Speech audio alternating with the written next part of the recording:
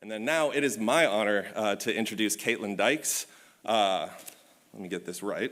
Kaitlyn is the Interpreter Programs Manager for the Fort Miles Museum and Historical Area for Delaware Division of Parks and Recreation. Kaitlyn Dykes has been working in historical interpretation for more than 10 years. Throughout that time, she has created and delivered programs on a wide variety of Delaware history topics, from Delaware's involvement in World War II to the history of shipwrecks of the Delaware coast. Some of her experience includes working as lead interpreter of the Zwanendale Museum and site supervisor for the Couch's Bridge Historic Site. She has been the interpretive programs manager for the Fort Miles Museum and Historical Area for the past 2 years. And the last time I saw a talk by Kaitlyn, I was glued like that and fell in love with interpreting and all of that. So it's my pleasure to welcome Kaitlyn to the stage for her talk.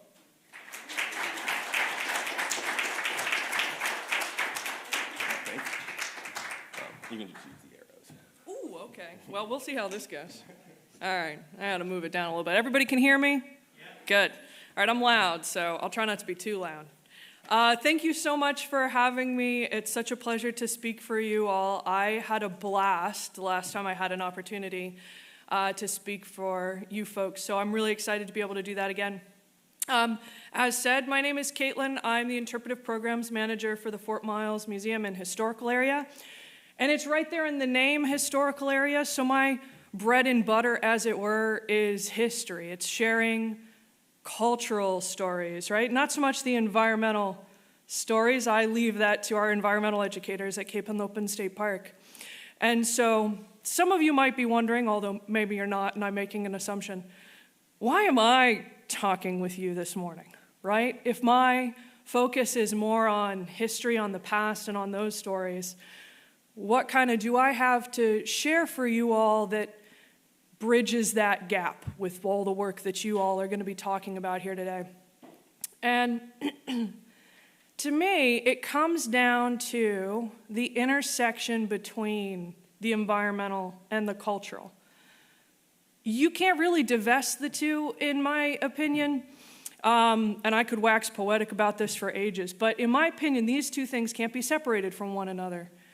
You can't really have the cultural stories without having the environmental. And what I mean by that is our natural landscapes shape the stories that we can tell in those specific areas.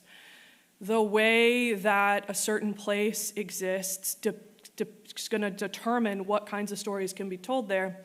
And then vice versa, which I notice you all are going to be addressing too.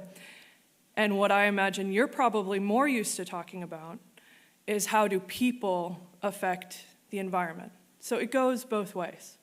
And so today I'm going to focus a little bit on that first bit. How does natural landscape determine the history that happens in those places? And I was very excited to see your last bullet point there on, how we can use storytelling to talk more about human impact on the environment and the economic damage that some of this marine debris can cause. So I've got a story for you today, because that's what I do. I've got a story for you today, and it's really about a ship. Let's see if this is one of the ships. I'm going to start with this one. I sent this in one order and then I changed my mind, which happens. So this is really a story of a ship. It's actually a story of multiple ships, but this ship is what I'm going to call our protagonist. All right, so I teach history, I educate about history at Fort Miles, which is at Cape Henlopen, and focuses on World War II. So I'm going to reach back into something I'm very familiar with and tell you a World War II history story. This ship that's up here on the screen right now, this is Eagle 56. And Eagle 56 is going to be our main character. Eagle 56 is not a World War II era ship. Eagle 56 is actually constructed during World War I. It's part of a project that's actually done by Henry Ford, famous for that whole, throwing things together really quickly and looking all the same. Yeah, so Eagle 56 is part of a project in World War I. They're running out of ships, and they want to make a ton of them really fast. And so they ask Henry Ford, can you make a ton really fast? And he says, sure. And he makes what we call the Eagle Coast Guard cutters, which are these small, fast, very quickly put together Coast Guard ships. Eagle 56 is one. There is a problem with building things very quickly, which is they're not always built really well. And so Eagle 56 is always kind of compared as being not very seaworthy, right? It can sail, it floats, but it's not great at it. And in World War I, Eagle 56 doesn't see any action at all. By the time it's completed, the war is pretty much over. Eagle 56 goes to sit in a port, and that's kind of it for a little while. Except World War I ends up being the first of two world wars, right? So when Eagle 56 is built, it's the Great War, and then unfortunately, it becomes the first of two. So when World War II comes around, the United States isn't really well prepared, right? The United States doesn't become involved until 1941 after the bombing of Pearl Harbor. And there's kind of a scramble, like, oh gosh, we don't have enough stuff, we don't have enough ships to protect the United States. What are we going to do? Let's refurbish these old World War I ships. We'll just use those. That'll be fine. Eagle 56 is one of those. Eagle 56 is sent to work out of Naval Air Station Wildwood in New Jersey, right about where Cape May, New Jersey is, so right on the Delaware Bay, which is kind of where we are, right when we're a little further south. But it's where I am, right on the Delaware Bay, and Eagle 56 is in charge of searching. Searching for what? Unfortunately, searching for survivors. That becomes the job of Eagle 56. Survivors of what? Well, as soon as the United States declares war, Germany declares war back, everyone's at war with one another now, and the first action by Nazi Germany is to send a fleet of German submarines across the Atlantic Ocean to damage the east coast of the United States. It's what they call a tonnage war. They're going to come over here and they're just going to sink stuff. As much stuff as they possibly can, as many merchant ships as they possibly can. They're going to destroy the commerce of the United States of America and in turn, make it impossible for the United States to do anything substantive in Europe. That's the goal. So they come across to the east coast of the United States and they wreak havoc on the east coast. America is just not prepared. And unfortunately, early in the war, starting in January of 1942, that early, they're sinking a ship a day. It's bad. It's really bad. It's particularly bad in places that have serious commerce, like the Delaware Bay. And the Delaware Bay and river leads up to the city of Philadelphia, massive industry in Philadelphia. That's why it is where it is, right? So that you can send ships in and out of Philadelphia. And in fact, by the time we get to the storming of the beaches of Normandy later in the war, 2/3 of everything being used in that effort is coming from Philadelphia. So, great target for German submarines, right? Right outside the Delaware Bay. Now, they do have to sit outside the Delaware Bay because that natural landscape's going to play a role, right? The shallows and the shoals make it almost impossible to navigate inside the bay unless you navigate the shipping channel itself. It's really the only navigable waters in that area. So the submarines, they sit outside the shipping channel and they wait for the ships to come to them. And they do. And it's very successful for them. Nazi Germany calls this period of time in the early winter and spring of 1942 the happy times. Not good, right? Eagle 56 is going to be on a lot of those wreckage scenes attempting to find survivors. This ship is not a hunter. It's not going to go after submarines. It's going to be a retriever. It's going to be attempting to save those whose ships have gone down. So Eagle 56 is very busy, unfortunately, in early 1942. And it's only going to get worse. I like to start with a little tragedy. All right. So Eagle 56 is operating out of Naval Air Station Wildwood. It's patrolling predominantly the Delaware Bay and just a little bit south, kind of between Cape May, New Jersey and Norfolk, Virginia. That's kind of the area that it's mostly navigating. And it's going to be the first on the scene of what is arguably the greatest Navy tragedy in 1942, which is the sinking of the Jacob Jones. This is the Jacob Jones in this picture here. Jacob Jones is also a World War I era ship. Again, the United States is recycling. Jacob Jones is also ironically named for a Delaware naval hero. Jacob Jones was a hero in the War of 1812. So we've got a Delaware connection there. Unfortunately, we're about to have more of a Delaware connection. The Jacob Jones is the only destroyer on the east coast of the United States. It is the only ship hunting submarines in early 1942.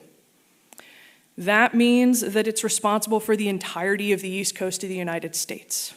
Again, a ship a day is getting sunk, and the Jacob Jones is the one American ship responding. It's February 1942, and the Jacob Jones is just off the coast of New York when they get a call that a ship has been sunk right off of Cape May, New Jersey, called the Reser. It's an oil tanker. And so the Jacob Jones heads down not to find survivors, but to hunt for the submarine that did the sinking. When the Jacob Jones arrives, the Reser is burning. It's easy to find. Jacob Jones circles a few times. There are no survivors. It does not find a submarine. They make a calculated decision to start heading south because the belief is that's probably the direction the submarine traveled. And so they leave from Cape May, New Jersey, past the Delaware Bay, past Cape Henlopen and Lewis and Rehoboth to right off the shore of where we are right now, just off the coast of the southernmost part of Delaware. The Jacob Jones does not find the submarine. The submarine does find the Jacob Jones. The Jacob Jones is attacked by a submarine. 2 torpedoes hit it and break it into 3 separate pieces. The front and the back, the bow and the stern sink almost immediately. The middle portion manages to float for a little while, and so most folks are going to pile on to that middle portion. Those who survive that initial attack are going to pile into the middle portion, and they're sending a distress signal, which is going to Eagle 56. Help, we've been sunk by a submarine, right? SSS, sunk by submarine, or SOS, sunk, save our ship. So the Jacob Jones, they've piled on. It's February, the water is cold. The middle portion of the ship begins to sink. Eagle 56 is leaving Cape May as quickly as it can, but it's not going to get there in time. The center portion of the Jacob Jones begins to sink. Men abandon the ship for the life rafts as quickly as they can. There aren't many life rafts left. As the Jacob Jones sinks in a last act of tragedy, its own weapons destroy the remainder of the ship. It has depth charges on it which go off at a certain pressure, and as the middle portion of the Jacob Jones sinks, they go off, and men who are in the water do not survive. By the time Eagle 56 arrives to the wreckage of the Jacob Jones, it finds 12 men of 147. It piles them into Eagle 56 and attempts to get them as quickly as possible to the hospital in Lewis, BB. By then, one of the men has died, and only 11 sailors are going to survive this sinking. It is an abject tragedy. It is also the first time a United States naval vessel has been sunk in the continental U.S. since the War of 1812, since the same war its hero fought in. It changes everything, right? The sinking of the Jacob Jones changes everything. It changes naval strategy. Decisions are made. We're not letting that happen again. The United States begins to practice safety measures. They do things like blackouts to better hide ships so they can't be targeted as easily. They start operating in convoys, travel together, travel in a group. Then you won't be as easy to attack. And this is successful. But sometimes the solution creates its own problems. So it's March of 1942, 1 month from the sinking of the Jacob Jones. There are 2 ships attempting to navigate that tricky shipping channel in the Delaware Bay. The Gypsum Prince is headed into Philadelphia with cargo, and the Voco is headed out, headed to Argentina. They're both practicing blackouts. The lights are off. The lights on the coast are off. It's very dark. Theoretically, everybody has radar, right? There's ways to test, but for whatever reason, the radar's not working. We only have this to guess because I haven't managed to find the actual details on what happens. But regardless, these ships collide with one another right at the entrance in the middle of the shipping channel in the Delaware Bay. Who responds? Eagle 56. All right, so Eagle 56 comes out. The Voco is all right. It's damaged, but it's still afloat, and so it kind of limps its way into port and gets repaired. The Gypsum Prince is not doing so good. When the Gypsum Prince gets hit, the way that it damages the ship is water starts filling, and essentially it flips it belly up. So the keel is right at the water line. Luckily, there's no loss of life. Everyone survives the sinking of the Gypsum Prince. It happens pretty slowly, to be honest. But now, we got that pesky marine debris, right? Which is what you guys are all about. The Gypsum Prince has become a massive piece of marine debris. And unfortunately, the way that it's sunk is that keel is very close to the waterline. There's not a whole lot that you can do to avoid it. And so, because they don't have time to deal with it, they put a bunch of buoys around it and say, like, go around. Which works for a little while, but not long. I suspect it has something to do with the fact that Eagle 56 is not that seaworthy. I'm not sure, but for whatever reason, despite the buoys that mark it, despite the fact that Eagle 56 should know better than anybody that there's something there, Eagle 56 runs up against the keel of the Gypsum Prince only a few months after the sinking. So now the Gypsum Prince has damaged 2 ships. Eagle 56 is so damaged that it actually has to get taken away. It gets taken to Key West, of all places, couldn't tell you why, to be repaired. The Gypsum Prince is considered such a problem, they blow up the wreckage. This is a thing we tended to do a lot of back then. So many ships would wreck in that shipping channel. The only way to get rid of them is to detonate them, essentially. It doesn't solve the problem, it just solves the immediate problem. So the Gypsum Prince is destroyed, Eagle 56 is towed away to Key West, and this is where I get to the climax of the story. I very firmly believe that the ultimate history, what happens to Eagle 56 in World War II, pivots on that one moment. That one moment where it hits that bit of marine debris changes everything for Eagle 56. If it hadn't happened, Eagle 56 would have likely spent the rest of the war at Naval Air Station Wildwood, where it had served the entirety of the war. But that's not what happens. It hits the Gypsum Prince, it has to be repaired, it goes down to Key West, it gets fixed. It takes a while. By the time Eagle 56 is repaired and ready to head north again, it's 1945. A lot has changed. Eagle 56 starts heading north, back towards its port. But on the way north, it is decided, no, you're not going to go to Wildwood, New Jersey. You're going to go to Point Judith, Rhode Island. And so Eagle 56 passes by Cape May and heads north to Point Judith, where it is sunk in May of 1945 after a boiler explosion. Or so they thought, for 50 years, until 2001. In 2001, divers go down to Eagle 56, which had no survivors, to tell what actually happened, and they find an intact boiler. Nothing's wrong with the boiler of Eagle 56. What is wrong is a neat torpedo hole in the hull of the ship. Eagle 56 ends up being the last ship sunk by a German submarine, and by the time it's sunk, the war is actually over. So in this way, I believe that sinking of the Gypsum Prince, that bit of ship just sitting in the channel, which shouldn't have done nothing, ends up changing the entire story for Eagle 56 and for its sailors who ultimately go down with it in 45. In 2001, they update the information and change it to say that Eagle 56 was sunk by submarine May 14th, 1945. So when I was asked to speak for you all today, and especially when I saw your little blurb about storytelling, that's just one of the ways that you can take something that seems so outside of ourselves. My connection to marine debris is, I would, on a day-to-day basis, be like, negligible. I use a reusable water bottle, whatever.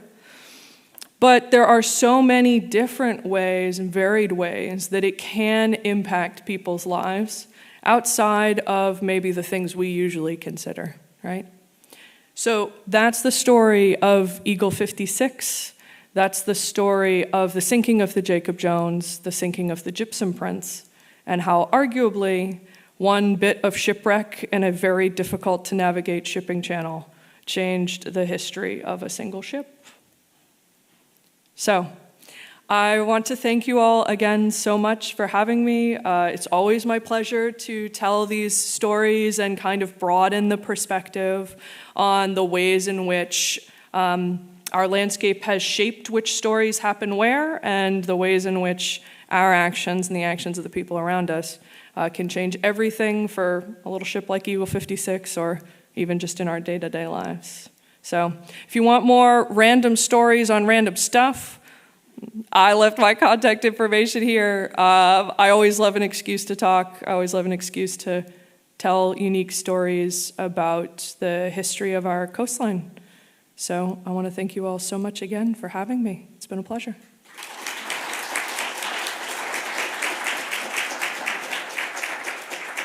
Thank you so much. I appreciate it. Thank you so much, Kaitlyn. As I said, I'm not sure if you were as glued as I was, but it's just, it pulls you in. That's just so cool to hear. And to follow this, of course, we set up the Abandoned and Derelict Vessel session to follow this. So if I could get the speakers for that to come up, and also the moderator, Alanna Keating. Alanna Keating is the Director of Outreach for Boat US Foundation. She has been working on safe and clean boating education and outreach for over 20 years. Alanna oversees the Foundation's efforts on programs like the Abandoned and Derelict Vessel Program, Life Jacket Loaner Program, and many of the Foundation's partnerships on safe and clean boating. She's a lifelong boater and holds a Bachelor of Science in Environmental Management from the University of Maryland. Please help me in welcoming Alanna. If I knew you were going to read... Oh, am I on? I don't think I'm on yet. If I knew you were going to read that, I would have changed it. No. No falling. We like to start things exciting here. Am I on the lab? We're good? Awesome. Thank you, Will. I know we're early in the morning. I hope you all have had your coffee for an exciting session. I know Will did some thank yous before, but I would like to extend a huge thank you to Will, to Marco, to the planning committee, to the absolutely amazing Jess that's blowing kisses out there, for putting on this conference. This space is invaluable for us to build partnerships, to collaborate, to share information, and to move initiatives forward. And I would also I am the moderator, but the heavy lifting of this session was done by Mike Moore, and I want to thank him for all of his work getting everybody together to talk today about abandoned and derelict vessels. So some of you may have been here 2 years ago and have possibly saw my slightly overexcited, definitely overexcited, not falling off a stage though, presentation on the newly launched Boat US Foundation ADV program. To say that a lot has happened in the ADV space in the past 2 years is probably the biggest understatement I could give. The work that's being done is so incredible, so far-reaching. If you get Google alerts, you're seeing it all because it's becoming such a major topic in everything we do. We just talked Pittsburgh this morning and historical and ADVs. Most of the work, a lot of the work happening in this region is these 4 people on the stage. The work that's being done is truly amazing, and we have so much farther to go, but we are making huge strides. So today, this panel is going to talk about the challenges and successes of ADV prevention, of management, of removal in the Mid-Atlantic and regionally. Our speakers today are Mike Moore, Program Administrator for the Abandoned and Derelict Vessel Program for Boat US Foundation, who's going to give an update on the Foundation's ADV removal grant from NOAA. Vincent Bowhers, Restoration Manager for Lynnhaven River Now, who will provide insights on Lynnhaven River Now's ADV removal program in Virginia. Cam Bruce, Assistant Director of the Virginia Coastal Resilience Collaborative at William and Mary, who will provide lessons learned from the Nansemond Indian Nations experience in removal of ADVs on tribal lands. And then Kate Stromme, the coordinator with the Office of Marine Debris Disposal and Vessel Surrender for New York City's Parks and Recreation, who's going to talk about a pilot vessel turn-in program in the state. After the presentations, there will be time for audience questions. So at this time, I'll pass it over to Mike for the first presentation.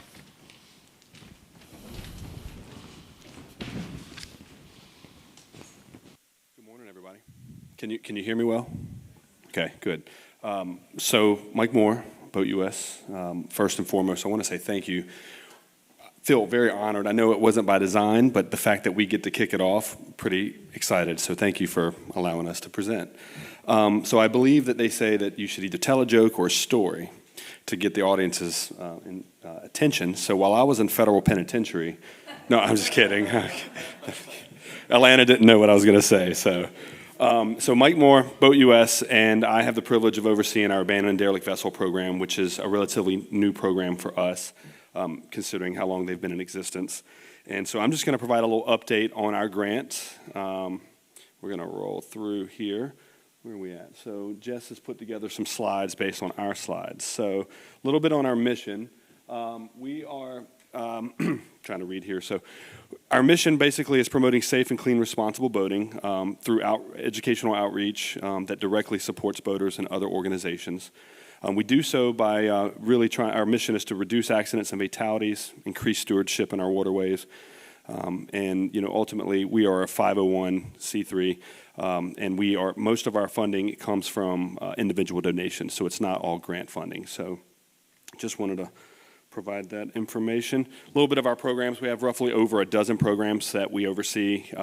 You see the ADV removal grant highlighted. That's just because that's what I'm going to be speaking on.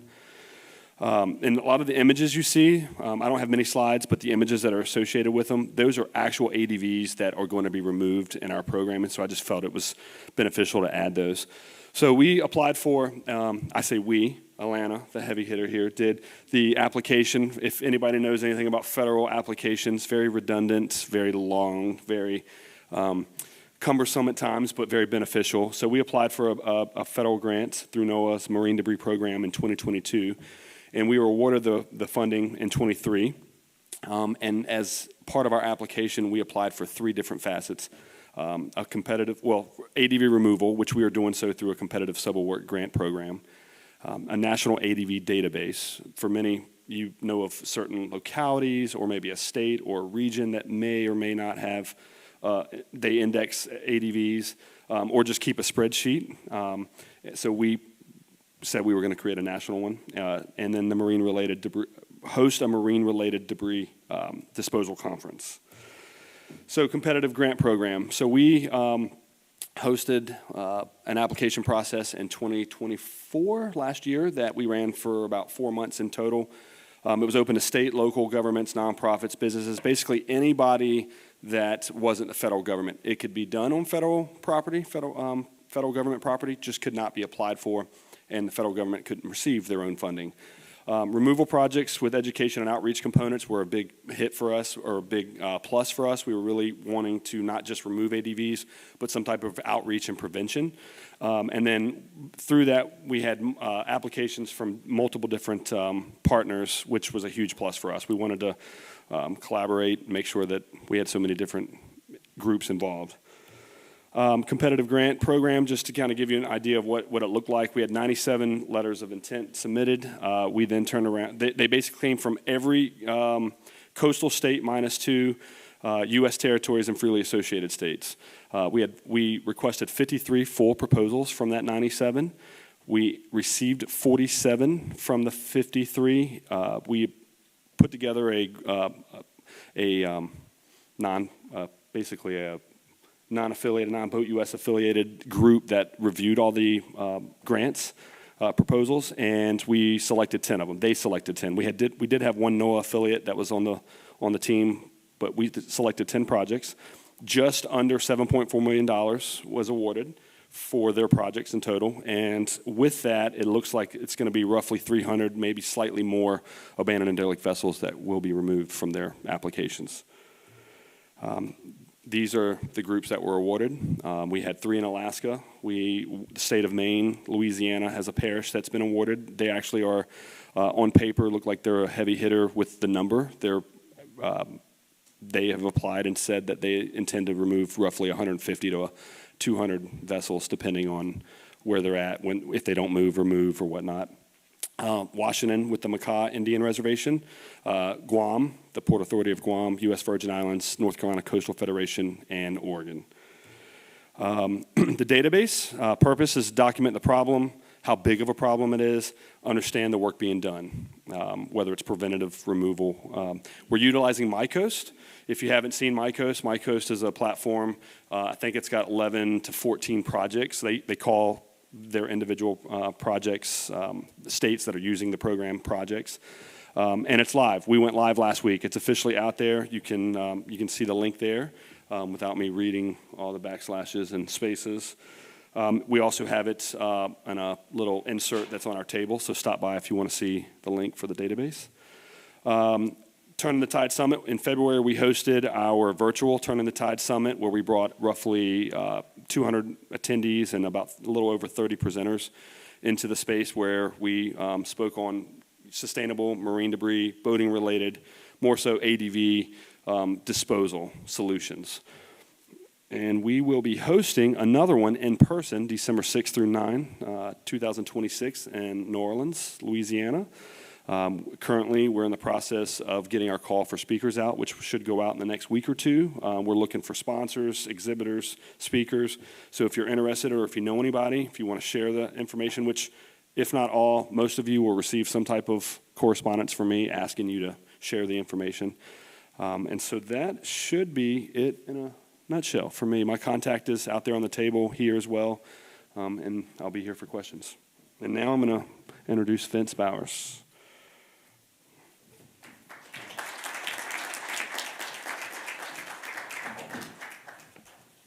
Good morning. I'm Vince Bowhers, and I'm looking for a little room here. I'm the restoration manager for Lynnhaven River Now, which is down in Virginia Beach, and I am also the program manager for the Coastal Virginia Abandoned Derelict Vessel Removal Program, which is, I'll cover the area shortly. Our goal with the program was not only just to remove 100 abandoned derelict vessels, but also to come up with a statewide program that helps boat owners in disposing of vessels properly so that we just don't end up back in the same problem 5 years from now after we've removed a bunch. This picture is kind of interesting because it's a houseboat, 38-foot houseboat that was removed from a shoreline on Willoughby Bay down by Norfolk. And when they pulled it up, they found a sailboat, a 30-foot sailboat underneath it. So they pulled that up too. It was a 2-for-1. Our service area includes all the way from the Potomac down to the North Carolina border. So you have the Potomac down to the Rappahannock River is the northern neck. Then from the Rappahannock down to the York River is the Middle Peninsula.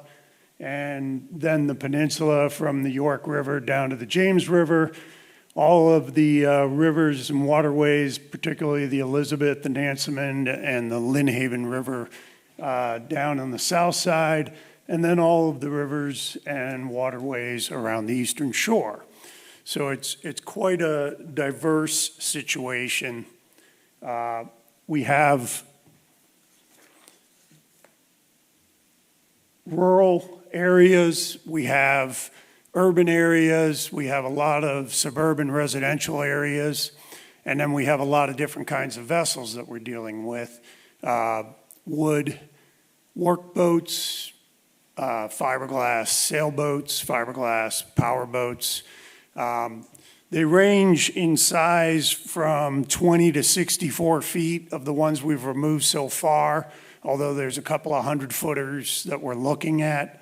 But the heart of the envelope is that most of them are around marinas or public boat ramps, and most of them, over half of them, are 30 to 40-foot sailboats.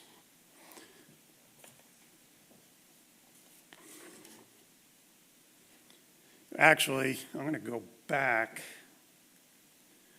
because you might be wondering what these vessels are. They all have a story. The sailboat at the top is a 29-foot sailboat that broke free, and the keel was damaged, and the rudder was damaged, and it ended up on a private beach. The owner was arrested for trespassing, but then released, and he ran away. So we ended up having to remove it. The cabin cruiser on the right, you can see a helicopter rotor in the background. That was blocking the helicopter ramp at Norfolk Naval Base. So it was kind of vital to get that thing out of the way. It was stuck in a culvert. And then a wooden workboat, about a 40-footer, that's on the eastern branch of the Elizabeth River. So that's kind of a good variety of the things we're dealing with. Went too far. So the steps, when I described this at the Environment Virginia conference a little while ago, I described this program as being like flying a plane while you're still building it. That's better now. We have a full-fledged flying machine. We are operating at full speed, removing a vessel about every week. So I'm happy to report that. The steps that we had to go through to get there, though, started with a list of about 200 plus abandoned derelict vessels that have been reported in coastal Virginia. That list, when we went through verifications and also the National Environmental Policy Review and the State Historic Preservation Office review, we ended up with 54 vessels that were actually where they were reported and were eligible to be removed. But at the same time, we found a lot more vessels that hadn't been reported. Maybe some of them were the same vessels that had been moved. Definitely in a few cases, we were able to verify that. But after we got the approvals and on locations, we were able to go do site visits. During those site visits, we looked at environmental best management practices that would be used to remove them. We also usually had a remover that was coming to the site visit as well so that they could start the proposal at the same time. We would set priorities based on navigation hazards being a top priority, environmental hazards another top priority, and then community impacts were a third priority. Once we established that, we had to try to track down the owners. It was very rare that we ever found the owner. And when we did find the owner, it was usually a case where they couldn't do anything about it. So we were able to get them to release the vessel for disposal, to clear that title, and then remove them. The removals, it was sometimes just towing it away to a lift site and then disposing of it. Other times it was floating it with airbags and pumps and then towing it away. And then other times it was take the barge and crane out and pull the vessel with a barge and crane because it wasn't going to survive being towed. Then disposal, we're trying to recycle as much as we can the masts and the keels, in particular on sailboats, some of the other metals that are involved. But then the rest of it gets crushed up, put in a dumpster, and sent to the landfill.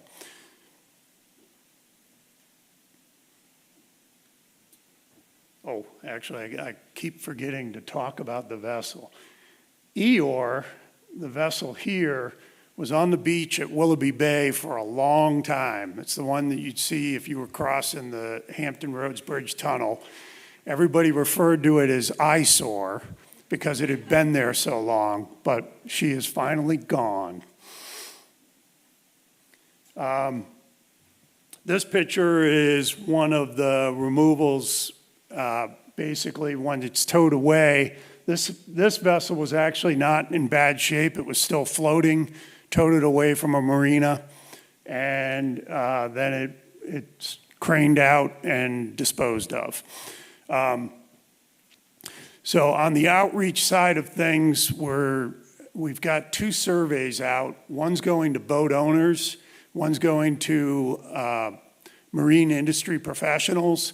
We've had 28 marinas and boat maintenance and professionals like people that work on policy involved in doing that survey, and we've also had 134 boat owners do the survey. We want to get a lot more of both, but to give you a couple of highlights, most of the vessels that people are reporting, 87%, are actually 16 to 25 foot power boats, not what we're finding abandoned.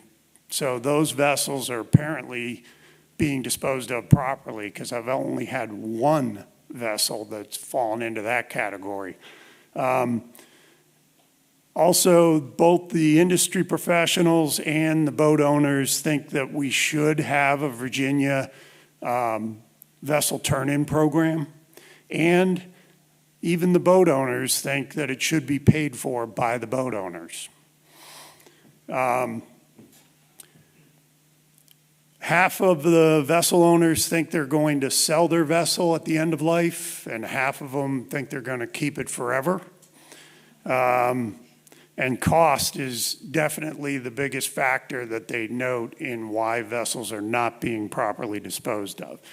We are also researching other options for the fiberglass, like shredding and using it for fuel, or using it to build other things like pavement or new boards with resins.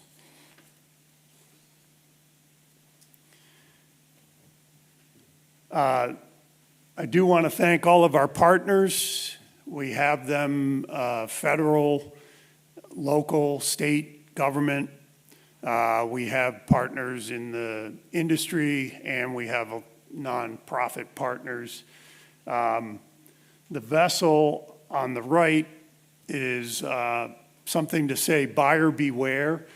In trying to pick removers, you don't always want to go with the low-cost remover. In this case, this vessel had already been sunk 3 times, and when they went to remove it, they crushed the hull, and I ended up having to abort that removal and go back with a barge and a crane, which is what we should have just done in the first place.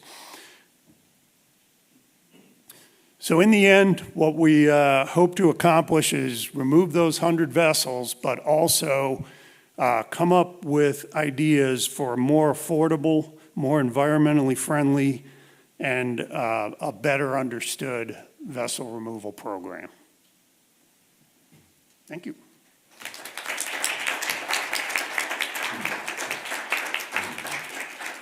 I guess Cam is next.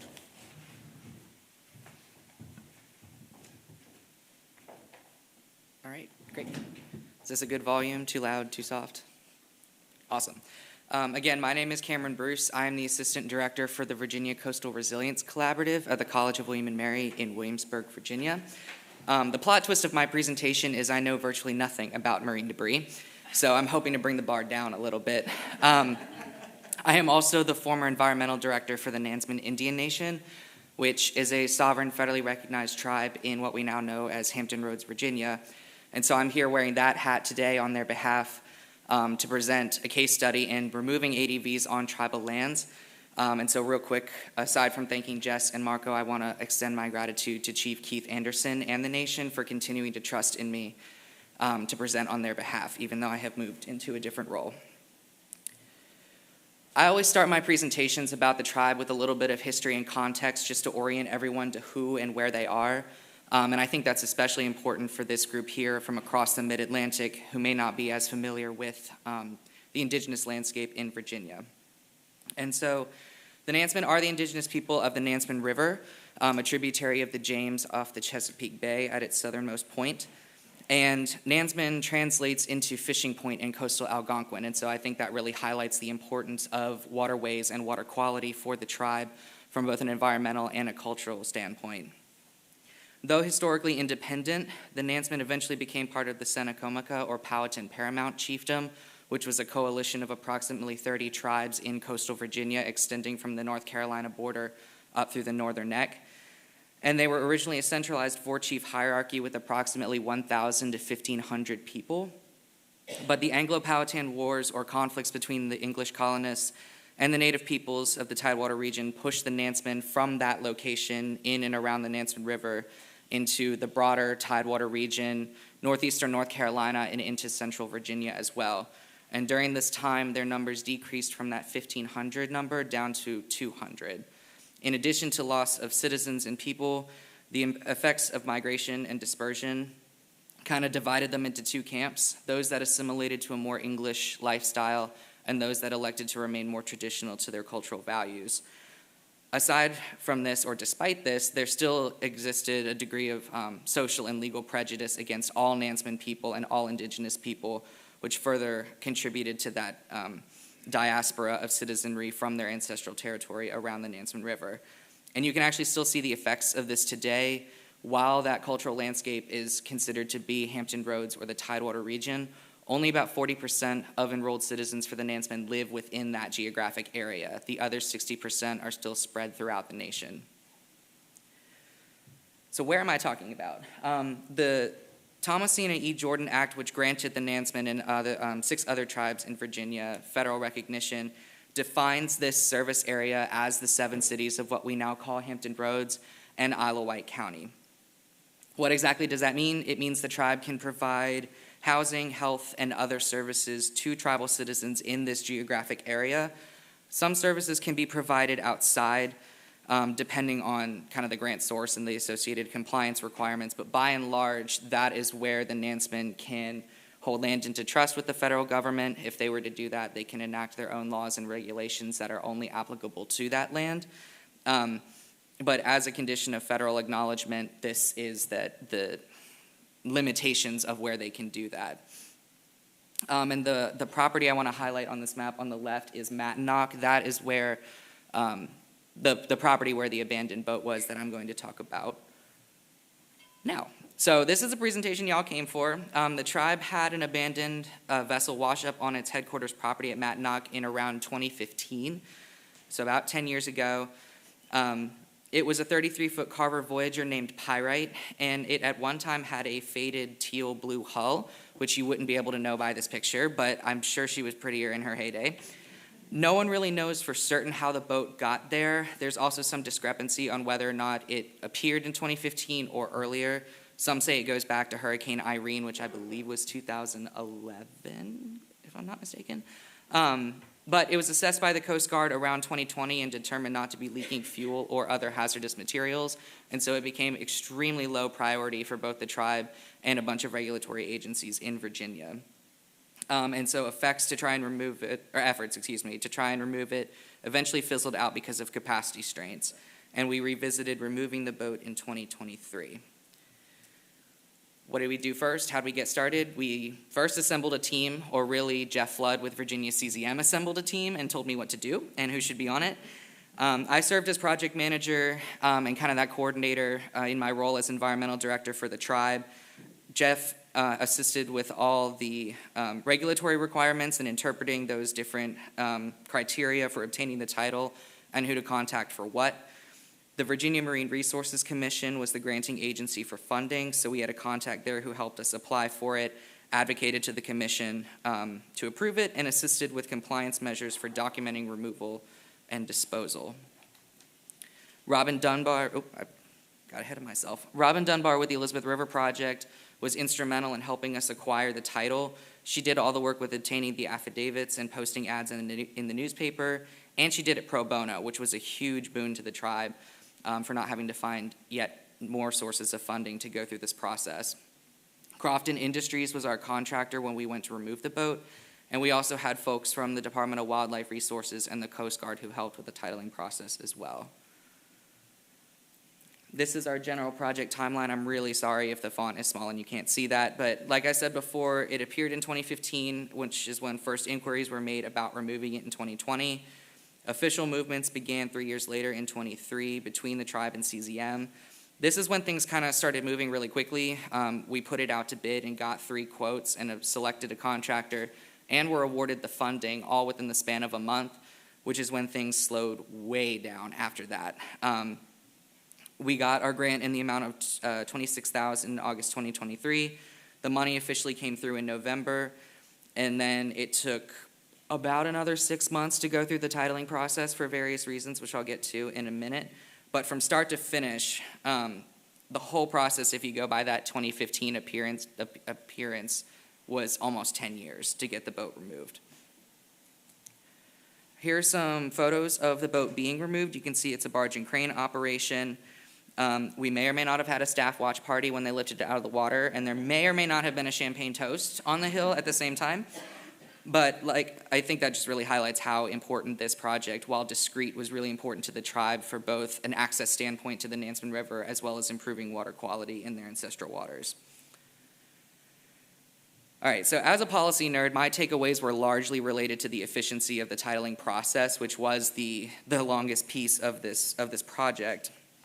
And so because the tribe is a sovereign government and was removing this boat with awarded grant funds, we needed to do things extremely by the book or as close to it as possible. In kind of starting this process, we had learned that there were instances of folks circumnavigating the titling process to a degree to remove the boats, and there were no issues. But in addition to the sovereign status of the tribe as a nation, as a government, at the time that we started this process, the tribe owned the deed to the headquarters property, but not the title, which is a whole other thing I can get into over a beer later if you're really interested in learning about it. But it really meant that we couldn't risk any kind of issues arising from bypassing any point of the titling process. And so our team ran the ads in the newspaper, we got the affidavits, and at the time, that's all we thought we needed because we were told the previous owner had not been identified. Turns out they had. And so we had to backtrack a little bit and send the letter to them to claim or remove it as part of DWR's titling process. He turned out to be a 94-year-old gentleman living in New Jersey at the time. He was first contacted in 2021, so he was closer to 97 at the time that I sent him a letter. I also had to send the letter twice because the post office insisted that it needed to be sent by certified mail when in fact the regulation requires registered mail. And despite, this back and forth, that's how we ended up going the first time around. And so another month passed before I sent the letter again after insisting that it needed to be registered. It was again returned undeliverable. And that's when we sent the full application package to DWR. And then it took another 30-ish days to have the title in my hand and schedule removal. Luckily, we had a very gracious contractor who, despite this year almost elapsing between them giving us the scope of work and actually physically taking the boat out of the water, did not make us go through that process again, kept the same price that he had quoted us originally, which we're even more grateful for because after the boat was removed, it was another 2 weeks before conditions were right to take the barge and crane out of the inlet where the boat was, which from my limited understanding of the industry is not an inexpensive hiccup. And so all that is to say, I think a helpful takeaway from this experience, especially on tribal land, is just consistency in the and streamlining in the titling process, and also considering how this process may not be wholly applicable to tribal nations and their I don't want to say weirdness, but the unique status they have in owning land, especially in Virginia where the indigenous landscape is constantly changing and ownership status of land reacquisition is making these processes really difficult for indigenous nations. These people are the reason the boat is gone, not me. And most of my role was sending emails, sending letters, and calling people to get information. They did most of the work, and so I want to give, as always, a huge thank you to them for making this possible for the nation. That's all I've got. Again, I've moved into a different role, as have a couple people on the project team, but I'm happy to answer any questions about the tribe's history, the removal itself, or the VCRC if there's any interest in that as well. Thank you.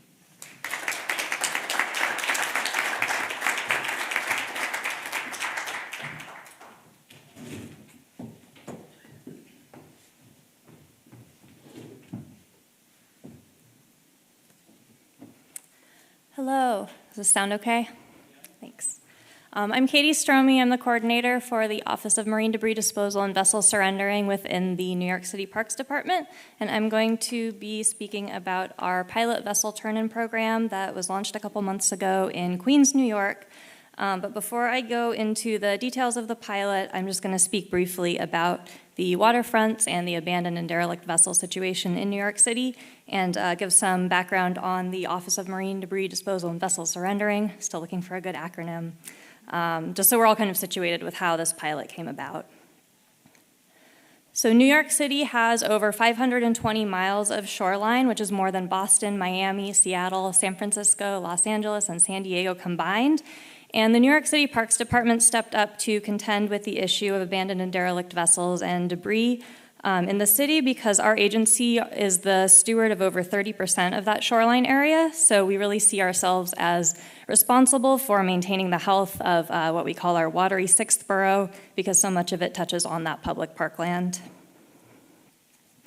So in 2023, the New York City Council unanimously passed Local Law 46, which was the local legislation that established the Office of Marine Debris Disposal and Vessel Surrendering, and the office was launched within the New York City Parks Department in April of 2024, so we've been around for about a year and a half now, but this removal work really began with cleanups that were happening following Hurricane Sandy, so there is a longer, around 10-year history to this work happening within the Parks Department. But to date, so over that approximate 10-year period, we've removed 421 vessels and 7,608 cubic yards of marine debris. And we're doing this work all over the city in all 5 boroughs, but I'm going to show some maps and data that illustrate the hot spots within the city where the work is happening. So this pie chart is showing total removals to date. On the left, we're looking at vessels removed. On the right, cubic yards of marine debris. And I would just call attention to the chart on the left. The blue pie slice is vessels removed from the borough of Queens, which is where we launched the pilot program. So that's 170 vessels removed to date. So that's the biggest slice of the pie there.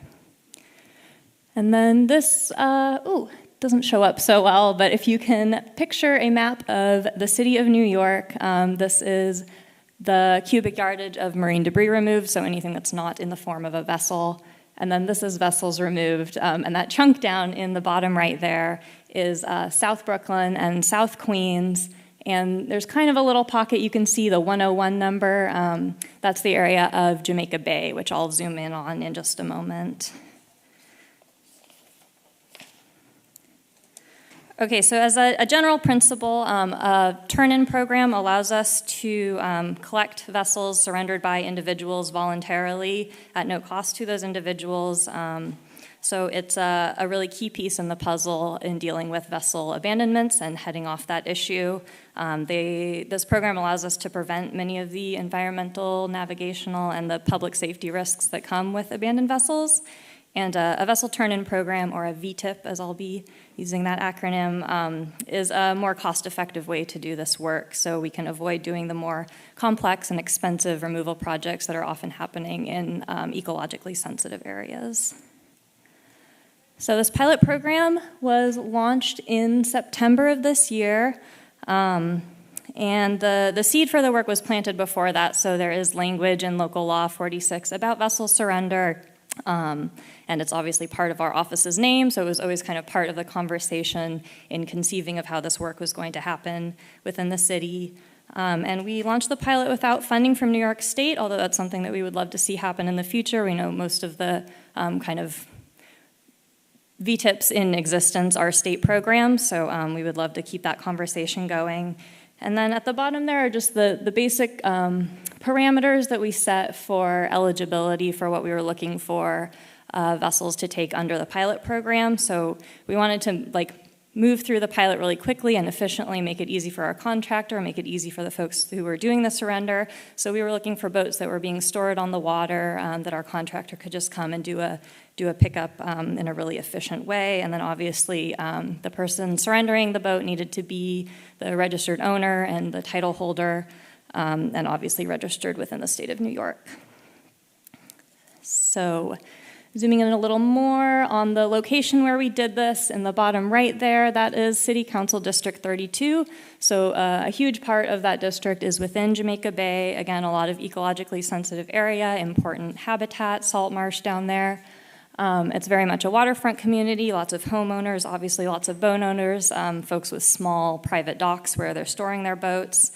And then really central to the success of this program was our local city council member for District 32. Her name's Joanne Areola, and she's just been a real champion of this office's work. She's been really helpful in promoting our office's work. And then very crucially, she's provided city council discretionary funding through her office to do this work. So in past years, we put that funding towards ADV and debris cleanup in Jamaica Bay, and then this past year we put that funding towards launching this pilot program.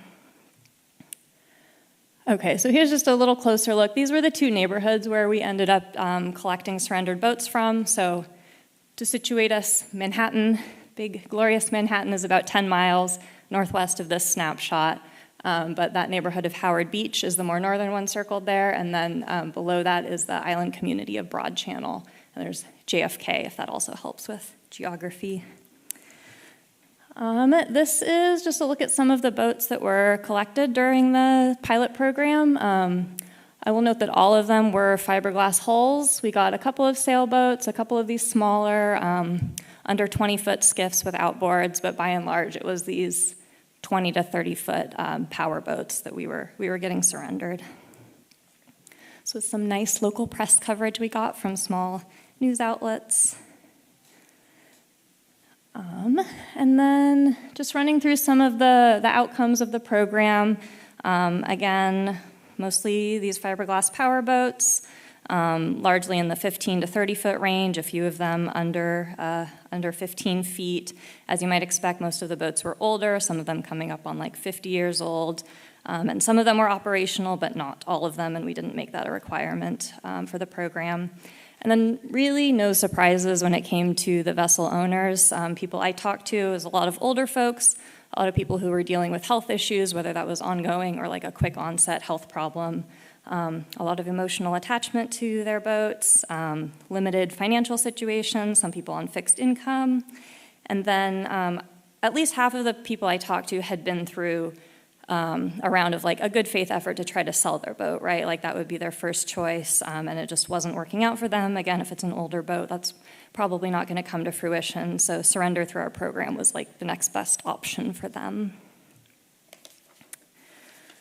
So ongoing challenges and questions. Those first three bullet points, I'm glad it was invoked earlier, this idea of storytelling. So thinking about how we are doing the messaging for this program. We've found that when we do these bigger ADV removals, again, from like ecologically sensitive habitat, they come often with like really fabulous photographs that do a lot of the heavy lifting and the storytelling for us. A VTIP doesn't really have that, so we're looking for like the nice pictures that show like the handshake between the contractor and the vessel owner, but we're so thinking about how to like visually message that and then just communicate, especially to people outside of the boating community, like why this is such an important prevention mechanism and why it should be funded with taxpayer dollars, like why this is really worthwhile for us.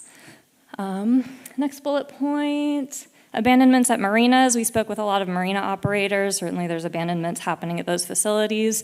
That's not something we've done yet, but when we do the full citywide rollout, we'll be working with those marina operators, helping them through the lien process to get the titles to those boats so they can surrender them.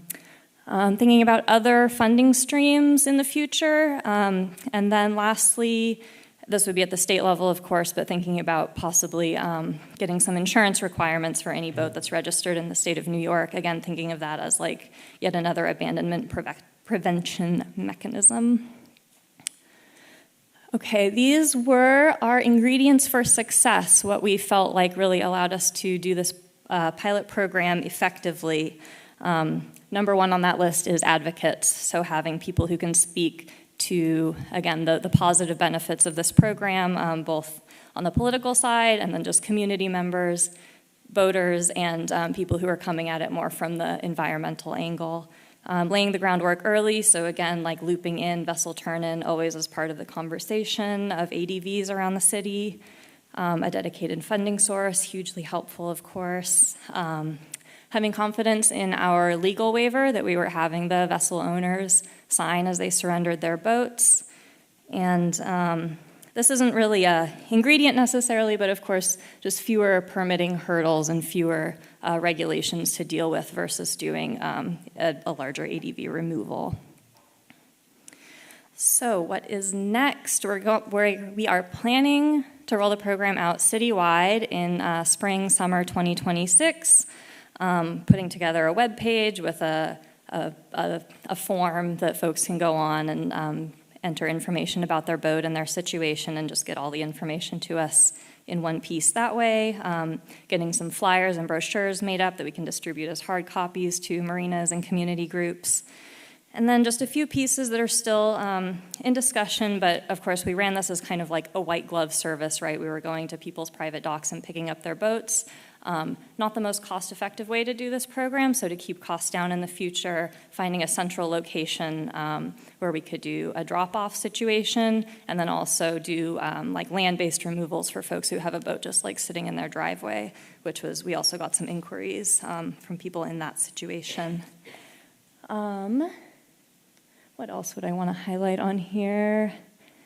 Doing proactive outreach to boats that we see out in the field and identify as like at risk. I know Florida has this as part of their vessel turn-in program where they're stickering boats, and those are the boats that are eligible for the turn-in, so kind of setting our own priorities that way if we were to have the capacity to be out in the field doing that. And then lastly, Vince mentioned it earlier, but just staying in those conversations about future uses for fiberglass through recycling and reuse. We see this as like the future of this work, and hopefully we're not just only bringing these fiberglass hulls to landfills in the coming years. There will be more solutions for that we'd love to be a part of. Thank you. I think we'll do questions.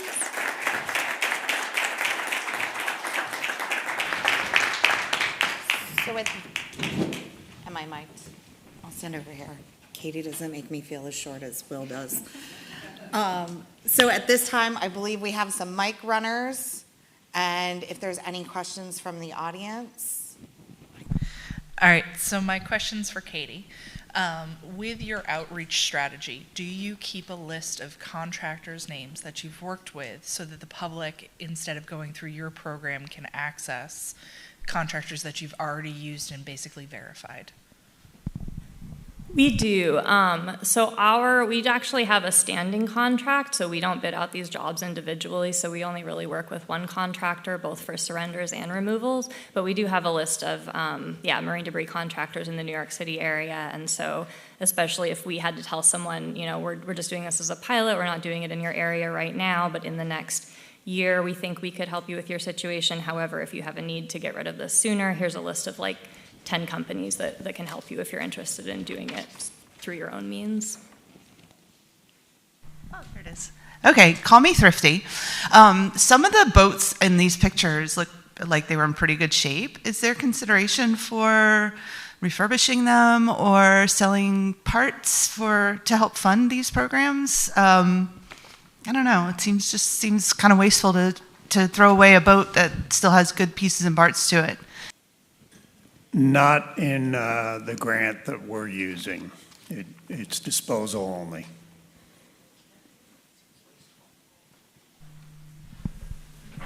Yeah, so our grant also has conditions that, we can have grantees recycle as much as they can, but then there are others that, they're disposed of. And then some of the towers have the salvagers as well.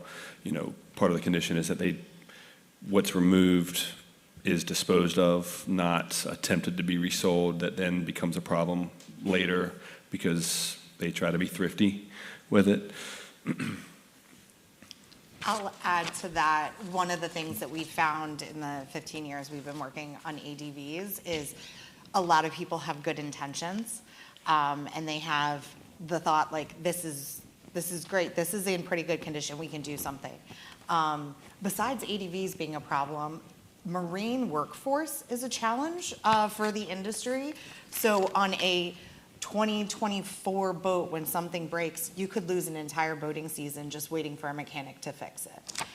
This is not an industry where you can just take it to anywhere and somebody will fix it. So the amount of cost and effort and time that goes into fixing these boats far exceeds what most people think and what most people are capable of doing.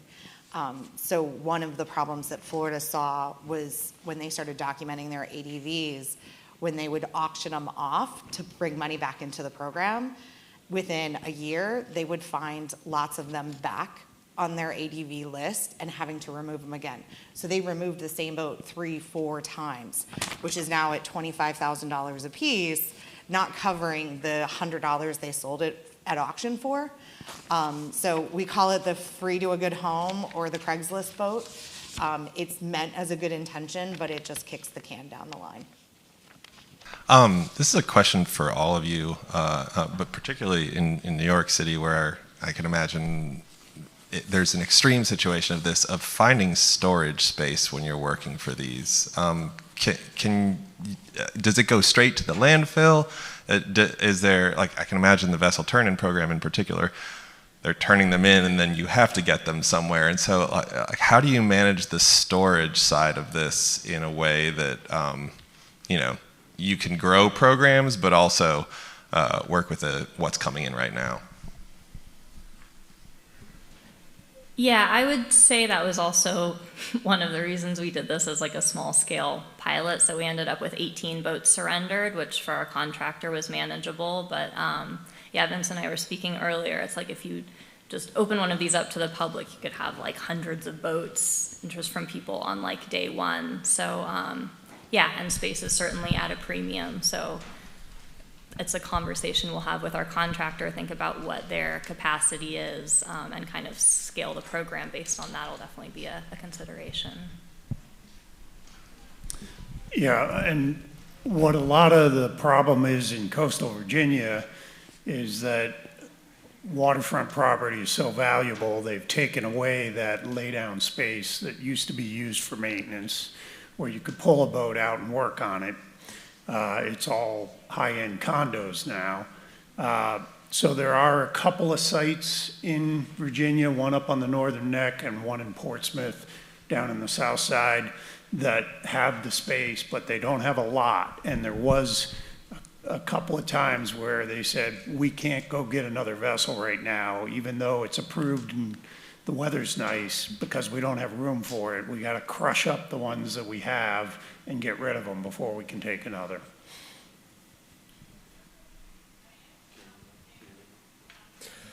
Some of the research that we've seen and working with partners, Washington, Troy Wood and Washington, being that they're the state or government, when they do their vessel turn-in program, at times they have upwards of 100 vessels that may be brought into a centralized location. So one, that's important. It's a little bit easier for the governments to just say we're going to do it at this space because they own the space, right? And they have larger opportunity with larger spaces. So that's important. Some of our partners in Florida work with salvagers, recyclers that have larger space, but they are at capacity at times too. So it's just a matter of finding that group or that organization that has the space for the opportunity. But that's, if you don't have the space to bring a number of vessels, you're limited to what you can do. So it's one of the key factors to being successful or not. And then I had a question for the board real quick for you. Do you find that it is easier to remove vessels individually or as a contracted group? So if you have multiple in an area, to get the most bang for your buck for the contractor to go out and get 4, 5, 6 of them at a time, or is it easier in the long run just to contract them individually? It depends. The way the reviews go, they like to do it in chunks. So they don't want me to give the State Historic Preservation Office or the NEPA review a single vessel. They want to do a group of vessels all in the same location at the same time. So that part of it, they like to do in chunks.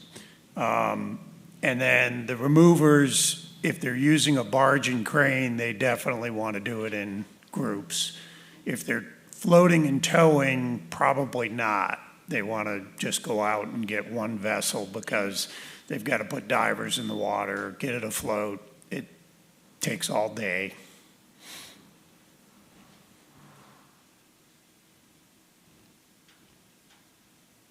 Anyone else want to add anything there?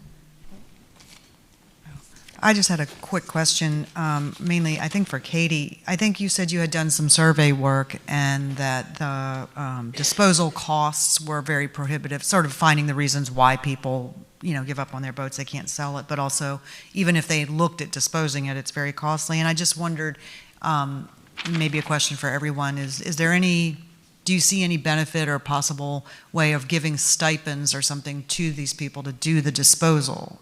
And then rather than you guys going out and dealing with it, obviously you would have to track that. I'm just sort of thinking of another way to go at the same.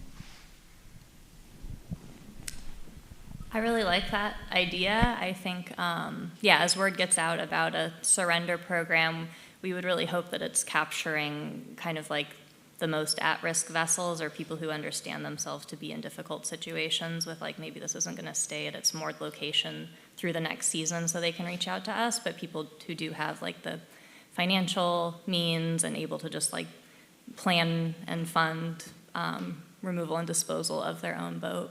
I would love to see that happen. Hello, this question is for anyone. Has there been a survey for anybody for surrender, abandonment, and like a storm for for the vessels, how if somebody was surrendering or they abandoned the vessel, or is due to coastal storms or weather.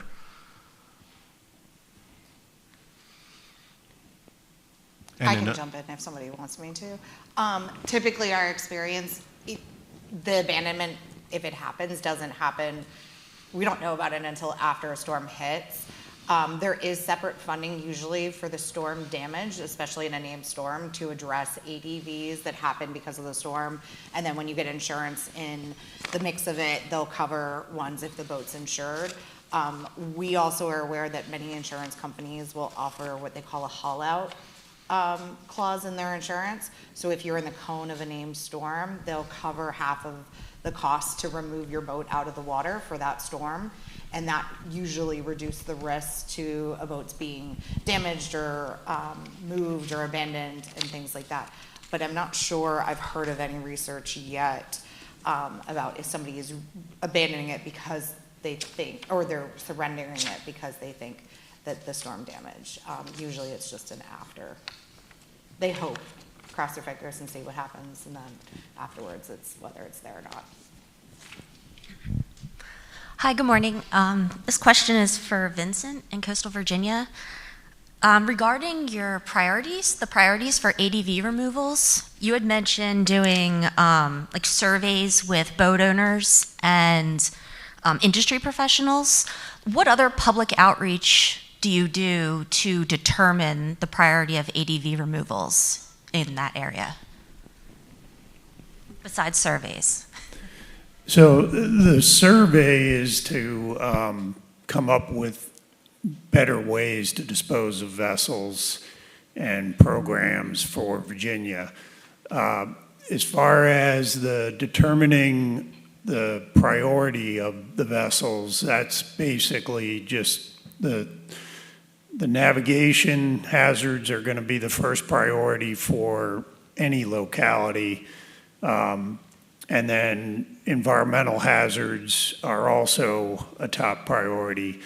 Then the community part, there is some outreach involved with that. If a vessel isn't a navigation hazard and it's not leaking fuel, oil, or anything like that, or damaging a wetland, then it still can qualify for the program as a priority if it's having a big negative community impact. And an example of that would be it caught fire at a marina and sank at the dock, and the captain was killed in that fire, and now the marina is at a loss for what to do with that vessel. It's taken up space, it's done damage to the marina. That could be a community impact that we would help get the vessel out. And there have been cases where I've gone out and talked to people, and that's actually going to be a follow-up to the surveys. The last questions in the survey is, would you be willing to be in a focus group? So we're going to actually talk to people about all these things. But I have gone out to communities where there was a vessel reported that didn't meet any of the priority requirements, and I talked to the people that were around there, and if they were kind of, well, yeah, we don't really care, that's been there forever, it's not doing any harm, then we would take that input and it would go to the bottom of the list.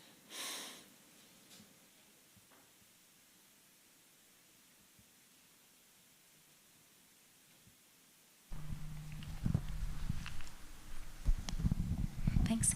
I'm curious, so Cameron, you talked about one vessel removal and it took, 10 plus years. But then we're hearing other presentations where it seems like there are, dozens of vessels being removed as part of a full program. So I'm wondering if you could, and this is for anybody, kind of talk about what the difference is there. Why does it take some communities, 10 plus years to kind of get the attention, and then others seemed like it's quite efficient for removing many vessels at a time? Like, what's the challenges that you all have been able to overcome in terms of being able to get vessels removed on such a mass scale?